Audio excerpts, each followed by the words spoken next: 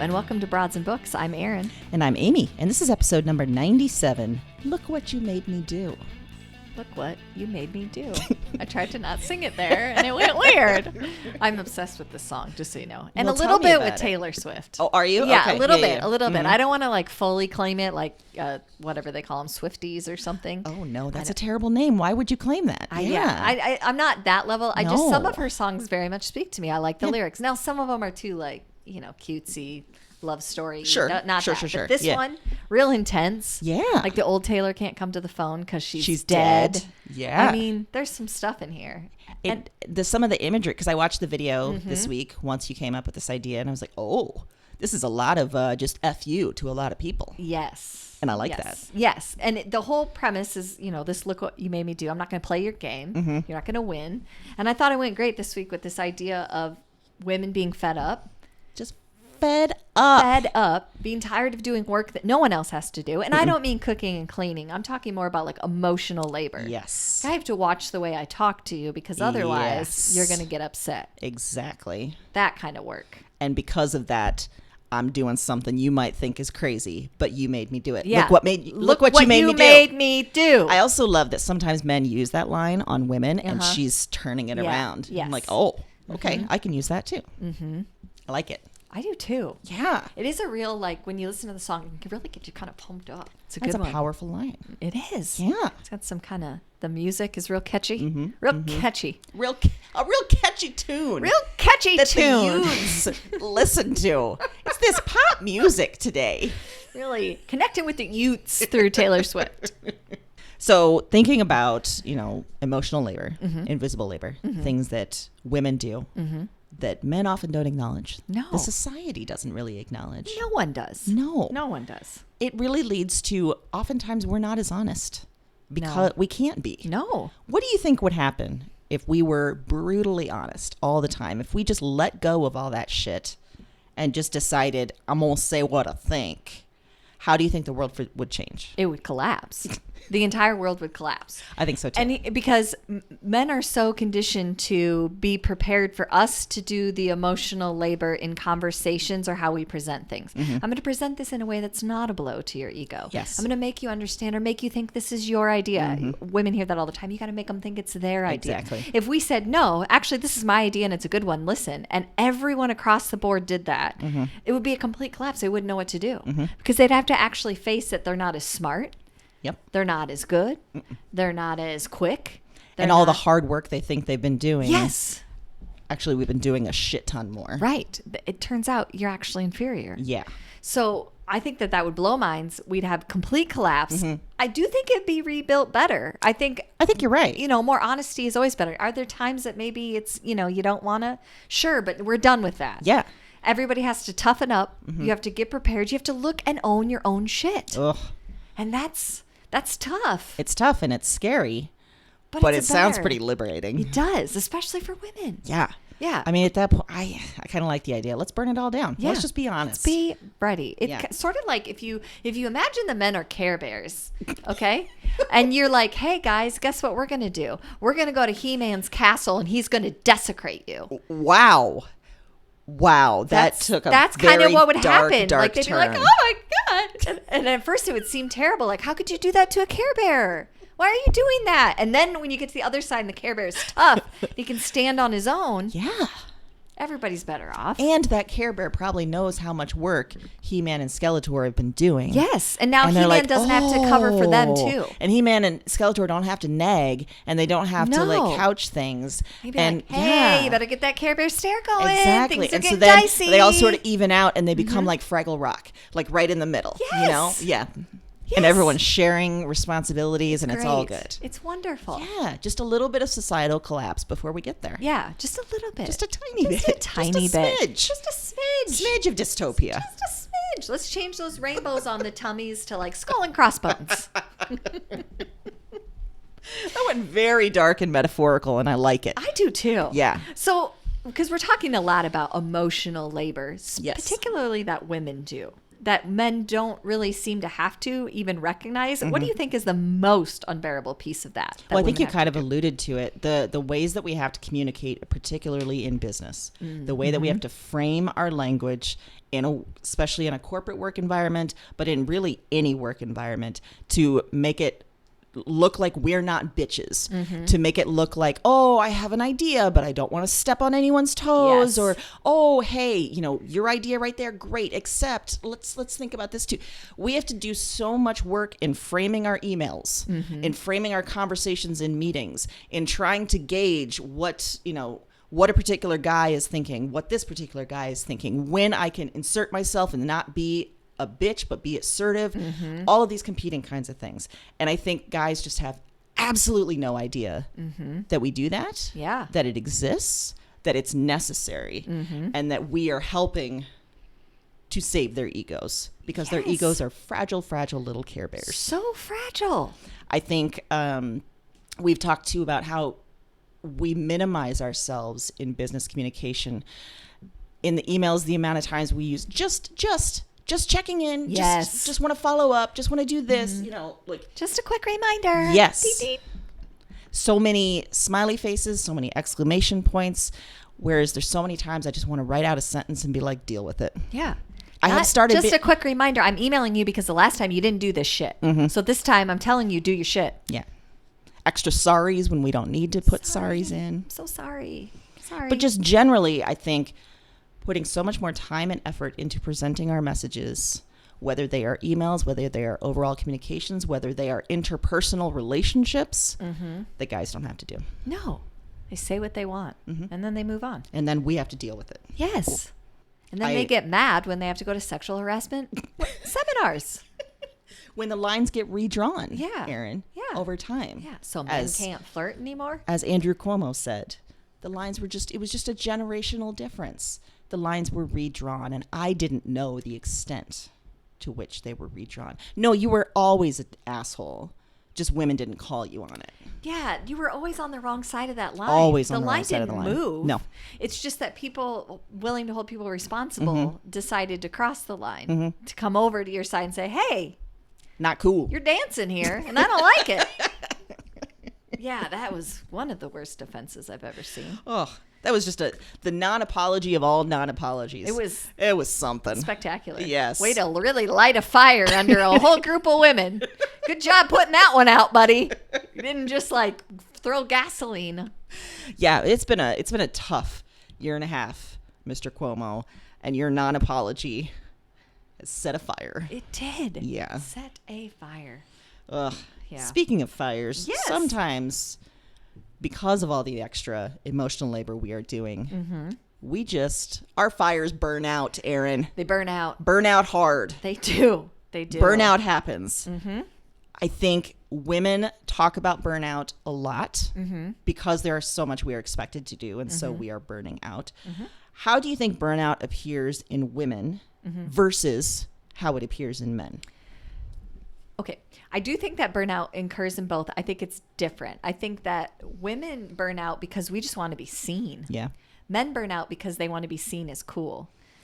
They're already seen. They want to be seen as a certain thing. So they already have the basic right that we don't have, which is I see you and I see what you're doing. And my work is being recognized. Yes. My work is being seen. So now I want to be seen as cool. I buy a convertible. I have an affair. I change careers. Oh I embrace some passion because I want to be seen as something different than I've been seen as. Whereas women are like, I just want to be seen. Just see all the things I'm doing. Look at everything I did. Will somebody notice? And that's why we burn out because one, it's not sustainable. You can't do all those jobs for all that time, especially no being invisible and no one seeing you. Yeah, I don't care even how you see me. I just want you to see me. If you call me a bitch, great. You saw me. You saw me. I am. That's wonderful. I am a bitch. I am. Welcome. Thank you. That's all I want. But man, they have the luxury of going to the next level and saying, you know what? You see me, but I don't like how you see me. Yeah. I don't want that. I'm not just a dad. I'm also this, that, and this. So I'm a hip middle-aged man. I'm going to get tough, and I'm going to do this. So I'm going to date a 22-year-old. Yes. That's my daughter's age. Yes. Yes. Yes. and I'm going to live outside my means. And then I'm going to be surprised when I get taken down on ET tonight for running a Ponzi scheme. Meanwhile, some woman is at the bottom of that scheme being like, What? Nobody sees me. no, nobody sees me. That is such a brilliant way of looking at it. I think I'd never thought about midlife crises for men as burnout, but it totally is. It is. It's just a different, theirs just takes a different form because they have the luxury of deciding that their identity isn't quite right, where we don't even have the luxury of saying we have an identity. It also feels like the way that we are socialized too, where women do everything we internalize everything. So we're burning out from the inside, whereas guys externalize everything. Yes. So I'm going to leave a flame of scorched earth behind me. Right. And I'm going to go, make this new path. Yeah. But then if they have a moment where they realize that they haven't been treating people right and they repent and they do better, that's great. Oh God, it's so great. But if the opposite, if you finally burn out on the inside and you as a woman bring it to the forefront and say, I can't do this anymore. This is too much. This is that. Are you having a breakdown? Yeah. Are you emotionally unstable? Oh my God, you're Is this sounding PMS? hysterical. Are Is you this crazy? PMS? Are you menopausal? Mm-hmm. Yeah. Are you pregnant? Maybe you need to go on a diet. Oh yeah, you're not eating well. You're not eating well. Mm-mm. You're not running enough miles. No. You need to get that out. Yeah. Maybe if you got up and showered, you'd feel better about yourself. So this is why, if we were all brutally honest, society would crumble. It would collapse.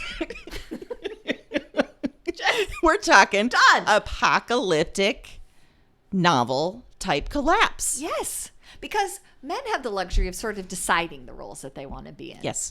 Women often do not. Right. Have you ever found yourself in a role that you really didn't want to do or hadn't really been asked? And what did you do? How'd that happen?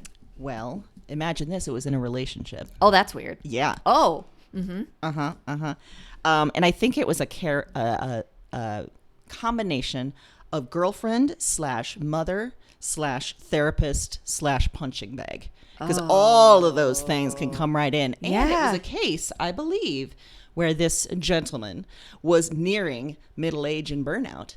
And I was the cause. I was not seeing him in the way that he needed to be seen. After you're talking about this, it totally makes sense. Oh, yeah. And part of it was he had suddenly decided for his life to have meaning, he needed to have kids. I never wanted kids, and I thought that he was the same.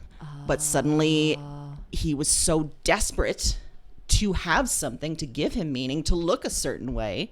And because I was denying him those things, I was getting a lot of his anger. But then he also had to talk it out, and I had to reassure him as the therapist, as the mother, as all of those things. And that's too goddamn much. No. And I remember in one of our final fights before I left, I said, I am not your fucking mother and I am not your fucking therapist. And he was aghast, had no idea what I was talking about. Like, how could you even say that? What are you talking about? I know this. I'm like, No, you don't. No, you don't. You don't know what the hell I'm talking about. No, because put that in a different context. You're a Yeah. guy and you get in a fight in a bar. Okay. You punch someone out. Right. You don't then turn around, get a beer, and sit down and be like, dude, I'm sorry. Here's what's going on with me. Exactly. At work, I've been really stressed. I don't think I'm getting my promotion. I think that I might want to have kids. I don't know what to do about that. That doesn't happen. You punch the guy, you leave, it's over. And for the rest of your life, you hate that guy. But that's not the role. We take the punches and then, I'm saying metaphorically, not, but you take them and then you say, oh, yeah, let me hear about why you're so angry. Yeah. That's where I'm at now. Yeah, let me do some of that work for This you. reminds me, I saw a Instagram reel, I think yesterday, where it was someone like, listen, yeah, you may have all sorts of good reasons for why the person in your life is not treating you in the right way. You're going to justify it for all of these reasons that this person has had trauma. That doesn't matter. It comes down to they're not treating you in the right way. Yes. That's the problem. Yes. Who cares what happened to them in the past to make them this way? Yes. You got to get the fuck out. Yep. And I was like, oh shit, I feel that hard. Yeah. Because we don't view it that way. No, we because have we to make do the extra excuses. labor. Yes. Yeah. We'll get them there. Yeah. Yeah. Oh, we'll get them there. We'll get them there. We And love that's a why- project, right? We love a project. And that's why I stayed in that relationship for way too long. Because there was always an excuse I was making to justify what was happening. Men have the ability to be garbage people. Yes. And still have people want to help them. And Whereas, only many years later did I realize he is the garbage person. yeah. And all of the things that was happening did I have a language for later on. Yeah, of course. And you didn't have the option to be a garbage person. Nope. You had to be together enough for both of you. Yeah, I had to be the mommy and the therapist, too. It's too much. Too much, Erin. It's too much. Whoa. Which I think brings us to... I know. We kind of have an unprecedented moment this week. Unprecedented It happened one time on accident. On accident. But this one we did on purpose. We did. Because we were talking about it so much. Yes. And we decided one of us can't shoulder the burden of this. No, it's too much. One of us can't encapsulate the excitement for this book. No. We have to both talk about it and show you our love for it and how much we recommend it. And in typical Ride or Die-ness, we both happen to be reading it at the same time. Exactly. So it just had to be. And in another just wonderful thing, this is an Iowan. She lives in Iowa. She does. And she is bringing the hotness Hot. to a theme of being fed up and having too much emotional labor to do. So we're talking about the same book. We both have the same fiction pick this week. Mm-hmm. What is it? It's called Night Bitch. Night Bitch. Night Bitch by Rachel Yoder. This just came out in July. Just came out. Hot off the presses. I just want to point out that I was so excited about our discussion that I have no notes. Because I was like, I just have too many things in my head to even start to write them down. I was like, I'm just going to go where it goes. It's funny because as I started going, I was like, I don't have a lot of notes either. I just have more feelings about this. Yes. I mean, I think basically the plot can be summarized in that a mother of a toddler is convinced she's turning into a dog. Yes. That's all you need to know. That's all you need to know. Whether or not she's turning into that dog, that's up to you. That's very much up to you. But can I tell you that the ride along the way is so fulfilling? I felt so seen. Yeah. So many levels. And I think there's so many great things here. Like the husband is gone for most of every week. Mm-hmm. The son is 2. Is that yes. 2-ish? Yes. Okay. Yep. She is working at home alone. Mm-hmm. Well, she had a job. Outside of the home. She was an artist. Had a gallery job and everything. Job she loved. Yes. And that went away. Because she couldn't. It was too hard to balance. I mean, a gallery job, you got nights, you got weekends. Somebody else was caring for a child all the time. And she naturally felt the parent guilt and shame. Which always falls on the mom. Correct. I think another thing about this is that she's isolated. Yes. Too. Very isolated. Yes. In part because she doesn't have the job. She is just surrounded by a toddler all day. But also when she goes to other parent things, there's like a very distinct group of moms that she just doesn't see herself as. And I imagine that has to be such a lonely feeling. And the assumption, I think, sometimes is that parents want to socialize with parents. And I'm not saying that you don't, but think about how you make friends. Like, you don't make friends solely based on, like, one thing. Like, oh, I want to make friends with people who like pizza. Like, that's too broad of a thing. It's the same thing with parenting. Like, people assume, oh, if you're a mom that works, at home with your child, your stay-at-home mom, that somehow that must mean that that's all you want to surround yourself with, which a lot of times it doesn't click. That's a great point. Yeah, because I think, especially at first, she just feels like there's nothing in common with these other adults who happen to have the same existence that she does. Yes. Yeah. And there's an MLM factor going on. Multi-level marketing. Which, I'm a sucker for. This book has everything. It has everything. And in this, what I loved, too, when the MLM comes up is that the main leader that's trying to recruit her just admits, like, well, we just do it so we can tell our husbands we have to leave and go work on business. And I just couldn't get over that. Like, just saying that. Like, not just, no, I'm going to go have a night out, because that's not acceptable. It's not acceptable. You have to be doing something productive if you're female. You can't just have a night off. Well, and there's so many there's so much here. Yes. From just that very simple description of what this is, it is so in depth in her mind and her experience. It feels like too that, when her husband comes home from work after the week, like, she wants to just be like, I'm out. I'm out for the weekend. I'm going to go do my thing. But no, he has to have time to decompress. He has to have time to do this. So no, like, wait, I need to babysit later kind of thing. Like, it's not his responsibility. Correct. It's her responsibility. So and there's she just should no be happy. end. He's providing this for her. That's such a great part of this too, is that she keeps shaming herself because she's like, I should be okay with this. I should be more happy. I should be grateful because other people don't have this option. Yep. And I think that it's important to note too that there's such a rawness and vulnerability to this book that it as pictured here. I have kids. You don't. Mm-hmm. There's so much more. We're framing this in the discussion about her being a stay-at-home parent, but there's just so much more just about what women do in general. Being a woman, yeah. It's not just about the parenting aspect. It's about managing everything. It's that expectation that if a female's around, they're going to do it. Yes. They're going to organize it. They're going to put it together. They're going to make you look good. They're going to make sure your life functions. That's their role. And there's no need to relook at that. There's no reason to say, oh, she might get burnout. This might be too much. No. That's it. So I think no matter where you are, this book is going to speak to you. And it's great because there's so much pressure. There's been 2 years of this pressure. It's just continuing pressure and boredom. Like she's bored out of her goddamn mind. And she fully admits that. And so as she starts having these feelings and these sensations, she's not quite sure if it's real or if it's, just in her head because maybe she's going crazy. Yes. We'll say there are some wonderfully visceral scenes where she's going with the idea that she is a dog. Yes. And in a way, doesn't she become like a better mother and a better wife because of it? Yes, absolutely. There's so many great moments in this book just from I want to see that play out, but also really affirming and a lot of interesting thoughts and themes running in there that I really think that this book has so much to say. So much to say. I think about, the invisible work, also just all that shaming that she does of herself of like, this is a privilege that I get to stay home. And so I should enjoy it. I should be satisfied.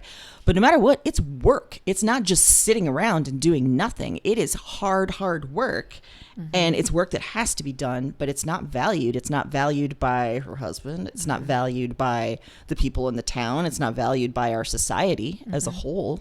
Because ultimately we live in a society that values money above all else. So when you're doing a job that doesn't actually put money on the table, that you're not bringing, quote unquote, bringing anything to the table monetarily, automatically you give up your vote, basically. You give up your right to have an opinion or to have any feelings or to not be, it's like somehow you get shamed into this role of, well, you're staying home taking care of the kids, so that means that whatever you want doesn't really matter because you're getting this great privilege. Yes. Instead of really, if you really think about it, and she makes that point early on in the book, there was never a discussion between the two of them of who was going to keep their job. And there very rarely is. But then that also, because that conversation never happens, it's like, well, you of course you're going to do it and you should be happy about it. Exactly. Instead of like you're sacrificing something, so actually I should be and let me honor this sacrifice. Exactly. Yeah. And not act like, oh, well, I have to do all this extra work because you get the privilege of staying home and doing nothing. Yeah. I also feel like like you said, that because this work is not valued, then women and mothers are increasingly not valued. Yes. And it's such a wasted resource. It's such a wasted point of view. And I love that we're starting to see more books like this that are really exploring that. Yeah. And this one is wild. It is so good. And I think no matter where you are, you're going to get something out of it. But I can say, especially as a parent, and I had the experience of working. I mean, I had a job with all my kids, but one was outside of the home primarily. The other one, I worked from home, which is its own set of problems. But because you're never off when you work at home. No, you never are. And then you feel guilty because you're not doing one or the other to your full ability. But that her explanation and some of those feelings are just so accurate of how you feel and how you feel like you're losing yourself. And so then you could see how this other idea slips in, like, I'm becoming this other thing that I don't recognize. So is it that much of a stretch to say I'm becoming a dog? I love also that there's this subplot of a book that she finds because she, like, maybe women our age, she starts having this experience and she's like, I don't really want to go to the internet. I want to go to the library. I want to find a basis for this. So she finds this book that's all about almost like feral women, fairy tale type women by this scientist, this researcher. And I forget, is it Wanda? Wanda White. Wanda White. And the book goes into like all of these almost mythological women that this researcher finds, like these bird women from South America and these almost like werewolf type women in, Siberia, in Russia. And I love how the mom starts reading this and is just like, this is a woman I need to talk to. And so it becomes increasingly like interested in and almost a little bit stalkery of like, yes, I gotta talk to her. I gotta figure this out. Yes, absolutely. I think based on both of our reading experiences, we talk a lot about, obviously we've recommended a lot of books. We talk a lot about our reading process, and there are books that build, right? You start and you're like, where's this going? And the payoff's amazing. Or a mystery, you're like, propulsive, I got to get to the end, find out. This is one of those that you start reading and a couple pages in, you're like, what? This is amazing. I don't even if nothing else happens, these first 3 pages were everything. And I have no idea where it's going, but I'm here for it. I'm ready to go. Yes. 100%. I think it's interesting too that this is coming out now. Obviously, this was written at least a couple years ago, if not more. I'm sure she was working on this for a while, but it feels like it's coming out at a very particular moment of where women are really like fed up because all those distinctions between like working at home or working out of home versus being a work at home mom, all of that. The pandemic has sort of erased it. Like it's put so much additional pressure on you moms to do everything. And I just wonder if there's a lot of moms out there thinking they might be turning into dogs. You know what? If you are, you need to read this book. You need to read this book. And also good for you. Embrace it. Yeah. Because she embraces it. Yeah. It's great. It is so good. Wonderful. So we can't recommend it enough. We can't. And we were talking about it. We're like, we got to go in together on this one. We did not go the same route for nonfiction. No, we brought 2 different picks. We did do 2 different picks. I bet they're similar. Yeah. In some ways. I brought a novel in translation. Ooh. And this is called Kim Ji-young, born 1982. The author's name is Cho Nam-jo, and it's translated by Jamie Chang. And this is based in Seoul, Korea. And a 30-something woman has left her job to care for her baby full-time. And this is an expectation for many Korean women, no matter where you are in your career. But as she does this, she starts acting funky. She's impersonating the voices of other women, some who are alive, some who are dead, some who are known, some just complete strangers. So her husband, her parents, her in-laws, they all think that she's going crazy. Yeah. So they send her to a psychiatrist and a sort of why can't I think of the in-care. Inpatient? Inpatient. Good Lord. And that sets up then Kim Ji-young telling her story. And it's interesting because it's a very normal story, very Korean story. When she was born, she was given the most common name for Korean baby girls. Growing up, she's ignored in favor of her brother, who can do no wrong. Right. Because he's a boy. She is, in school, she's subject to very strict rules from teachers on girl behavior while boys can, run free. As she gets older, she is regularly harassed and assaulted. And all of her schooling, all of her work, the minute she gets married and has a kid, she's supposed to give up to take care of her husband and her child. And what's great is that from the start, she says, like, her story is not super special. It's a normal woman of this age, of this culture.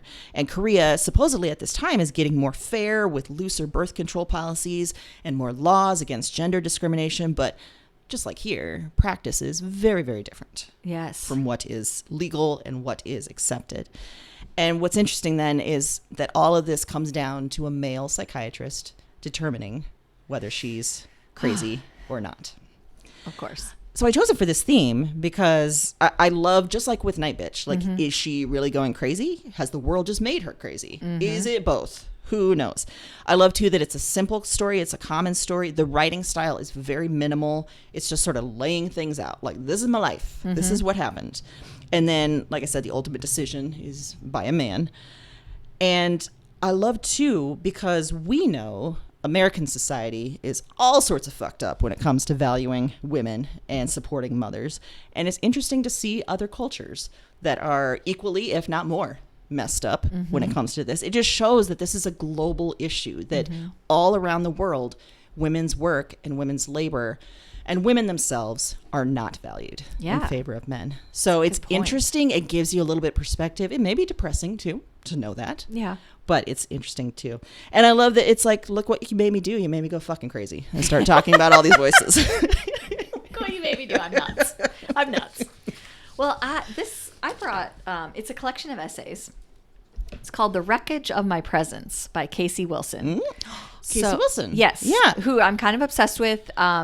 This came out May 2021. So she started on SNL. She's written a bunch of stuff. She's starred in other things, most recently Black Monday. She was also in the sitcom Happy Endings. Famously, that's where she met her husband. But this is a collection of essays about her family, her life, her career, being a mom, how she grew up, how she traverses kind of Hollywood. She is definitely not your typical Hollywood star in that she's not a certain size. She doesn't look a certain way. She's sort of a comedic actor, so that puts her in a certain category. And I think to be a really good comedian, there has to be a certain kind of rawness and vulnerability to you, because you have to be able to access something that a lot of people are going to feel, but in a way that's relatable. And I think that takes an extra dive that we sometimes don't give credit to really comedic actors, that takes sometimes a whole different level. Yeah. And I think that that's on full display in these essays. And that's why I brought it after Night Bitch, because it's so raw and vulnerable, but also so funny. And it is not an exaggeration that I laughed, I cried. Oh my gosh. And then I did both in the same essay. I mean, it was a really profound reading experience for me. And I don't mean that because I've always been a Casey Wilson fan. I mean that just like she really gripped into what a lot of women feel. She talks a lot about the guilt and shame that she had after she became a parent. First, the nerves of I'm responsible for this person, and like so many things could go wrong and I don't know how to stop it. And then the guilt of, okay, I'm torn over here because my career's doing this thing and I need to stay on it and I'm going to stay on it. But then that means that they're going to eat McDonald's 16 days in a row. You know, all these trade-offs that we do that don't seem to happen for men. Or because her husband has a very prolific career and is very busy, they sort of struck this balance without a discussion of her career maybe taking a little bit of a back seat. So she's the primary person at home, and she does it with a lot of humor, but she recounts some of their conversations, and there's just so many things that I felt so gripped into. She talks a lot about body image and how when she got on SNL, they said, you weigh too much. You need to lose. You can't play certain characters. How she really lost herself on that show because her stuff didn't get aired. She wasn't put in a lot of sketches, and then she was cut after 2 seasons, and how much work she had to do to come back from that. She lost her mom suddenly from a heart attack, and the impact that had on her and what she remembers about body image from her or work ethic. There was just so many things that I felt, again, like very seen and very relatable and so down to earth and so different than what you would expect from sort of a Hollywood person's memoir. It was just different. It felt like you were talking to a friend. It felt like she was just, you know, in a room just telling you a funny story, and it didn't really have anything to do with Hollywood necessarily. She doesn't name drop. She does a few times in a really funny way because she did something really goofy, but she doesn't do it in a way, you know, some people are like, oh, this is where I live, you know. She's really real about, you know, she's certain things that she loves and she's not willing to give up. I'm dangerously close again to stalking territory because I'm like super obsessed now. Like I just want to be. She sounds like someone good to be obsessed with, though. She is, yeah. And this is also piggybacking on a discussion from our reader interviews. I listened to this as an audiobook. And I wanted to say that, yes, it was her reading it. And I really think it impacted the experience because honestly, there are times when she's reading where you think she might be crying. Oh my gosh. Because it's so deep and personal and so relatable and I'm sure so hard to talk about. And then there's other times where you know her voice, like there's these little songs that she used to sing when she was little. And so, you know, it's her voice telling you them. There's so much there that you love and you just want to root for and I'm kind of obsessed with, and I can't recommend this enough. I think regardless if you've never heard about her, there's all of the essays just have something. You don't even have to read them together necessarily. They just all are really about life and the struggle we all face to figure out what we want to do and what matters more and how do we balance everything. Yeah. It does make me think of like all of the actresses that disappear once they start having kids. Yeah. And some of that may be conscious choice. Some of it may be the conversation that doesn't really happen. Yeah. Some of it may be Hollywood bias too, because, so many I mean, we know that so many older women don't get paid much attention in Hollywood anyway, but it's so interesting to think of the kinds of struggles that working mothers have in the normal world also plays out in fucking Hollywood too. Yeah. Yeah. It was so relatable. There's some stuff in there about their first son that was born had some health issues when he was little. And she talks so profoundly about the guilt she felt as a parent. Like, I'm messing this up. I'm the parent that's at home. So clearly this is on me. Oh God. And you just feel for her, but you also can, you just pull on those feelings that you had that before. It's just so, and then she's also hilarious talking about how she's a bed person. Like in every episode she's in of every TV show, she's always going to be angling for a sit down. Like, I should be sitting in this scene, right? I should not be standing. Oh my God, that's relatable as hell. It's so relatable. She talks about being addicted to candy and thinking that, like, oh, I need to change something about myself. So she talks to a nutritionist, and then towards the end, as she gets older, when she goes into nutritionist, she's like, listen, here's the deal. Monday, Tuesday are going to be great. I'm going to be like, people should be I should be the poster child of diet. I should be an influencer. Yeah, I am amazing at this. She said, Wednesday, it's going to be wobbly. Thursday, wheels are off the bus.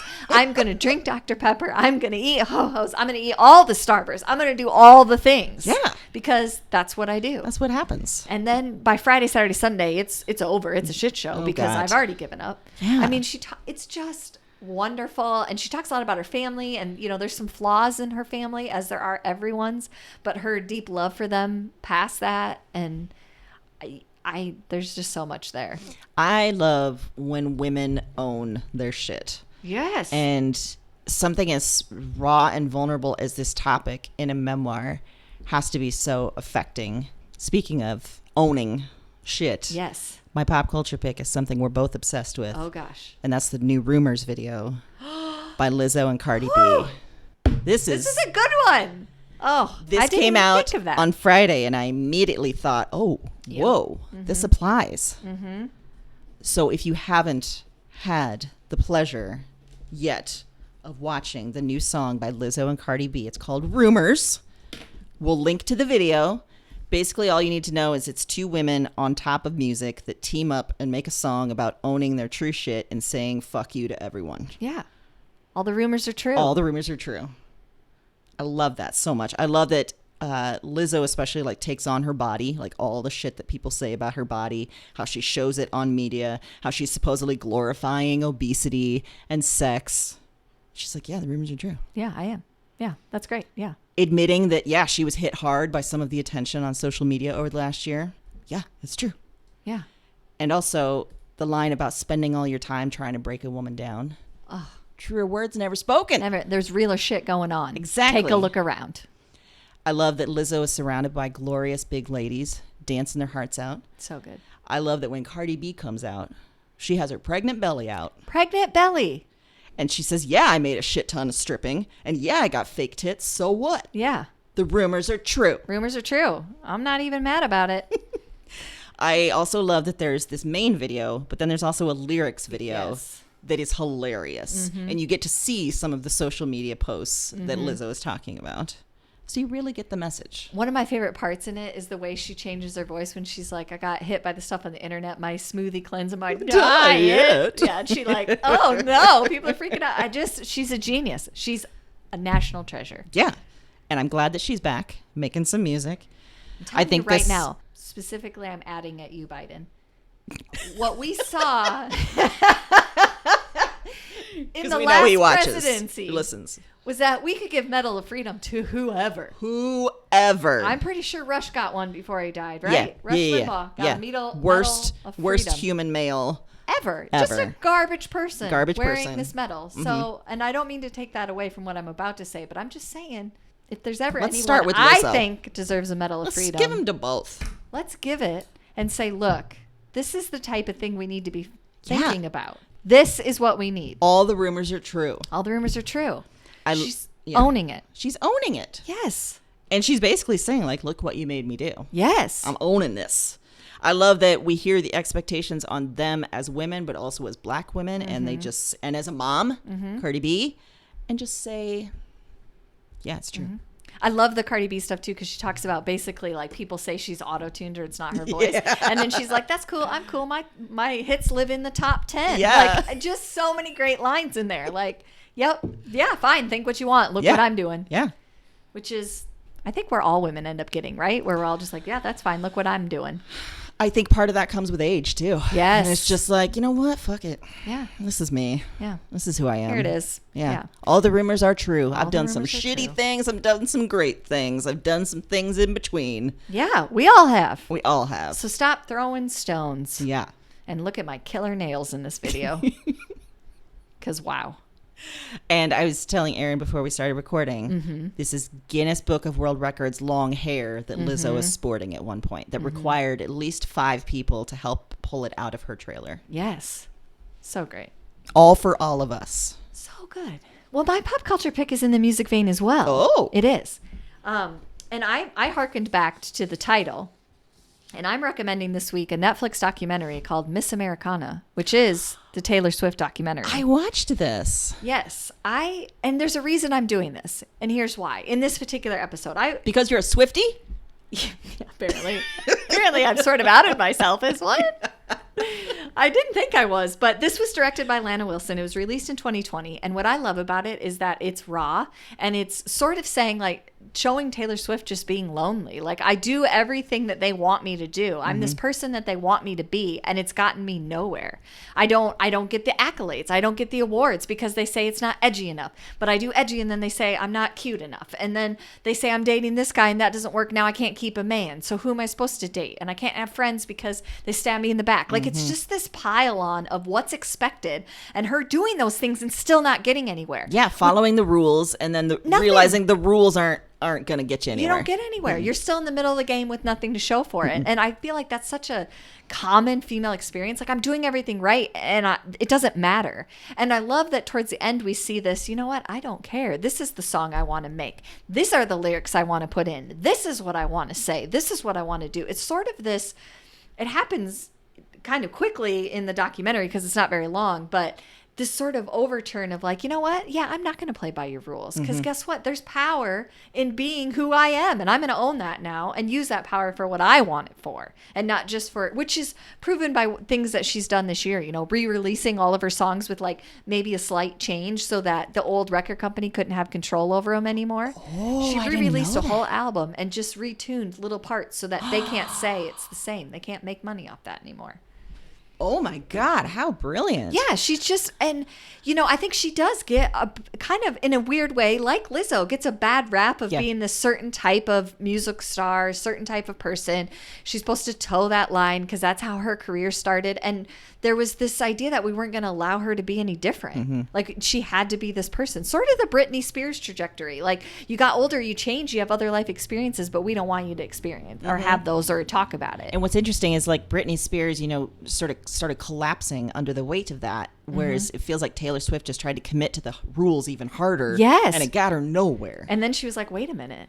This is Am I bullshit. going to allow myself to be collapsed like her, or am I going to do something different? Or am I going to like allow, because then she committed hard to politics that she believed in and causes she believed in. And she was like, this is. Yeah. I didn't I'm not say gonna- things before because I was told I couldn't. Right. And now I'm not going to let somebody tell me what I can and can't do. And you know what? Yeah.